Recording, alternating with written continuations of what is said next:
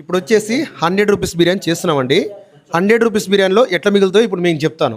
First వచ్చేసి 100 rupees biryani కంటే KG 2 కేజీలు వేయకూడదు. వేస్తే అక్కడికక్కడ లెక్కలు క్లియర్గా ఉంటాయి.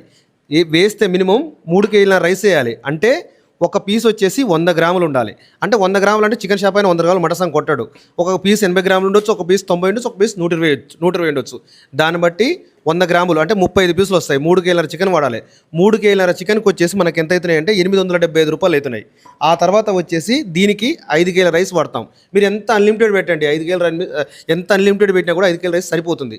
దానికి వచ్చేసి మనకు కేజీకి అంటే దీనికి ఏం వాడతామంటే క్యూన్ ఆఫ్ పంజాబ్ కానీ జాబ్రిన్ కానీ 85 రూపాయల నుంచి 90 రూపాయలు ఉంటుందండి. ట్రాన్స్పోర్ట్ని బట్టి ఉంటుందండి ఛార్జీ.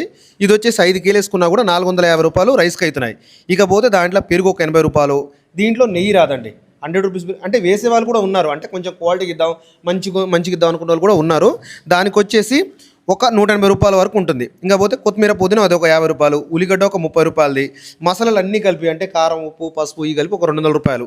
మొత్తం చూసుకున్నా కూడా 1650 రూపాయలు లేక 80 రూపాయలు ఆ విధంగా వస్తుందండి. నేను ఇంకెక్కువనే వేసిన. ఇవి తీసేస్తే మనకి ఈ 3500 కౌంటర్ వస్తుంది. అంటే ఈ అండి అమ్మితే పీస్కి ఒకటే పీస్ వేస్తామండి. ఒక పీస్ వేసి రైస్ ఎక్కువ ఇస్తాం. 3500 కౌంటర్ వస్తుంది. నేను కూడా అమ్మిన 100 రూపాయలు బిర్యానీ అంటే నేను నిజం చెప్తున్నా. నేను కూడా అమ్మిన. ఈ విధంగా అలా ఉంటుందండి. 3500 ఇంట్లో 1860 తీసేస్తే మామూలుగా మనకు 1630 రూపాయలు మిగులుతున్నాయి. ఇంకా దీనికి గ్రేవీ ఉంటుందండి. గ్రేవీ ఉంటుంది ఎక్స్ట్రా, మళ్ళీ పెరుగు చట్నీ ఉంటుంది. అదొక 300 తీసేద్దామండి. 1300. ఇంకొక 300 తీసేద్దామంటే గ్యాస్ ఒక 50 రూపాయలు పడుతుంది. ఈ తీసేసినా సరే కానీ మీకు 1000 రూపాయలు ఒక అండి మీద అమ్మితే 1000 రూపాయలు ఎటుపోవు. అట్లా కాకుండా మనం 5 కేజీలు అమ్మం కదండి.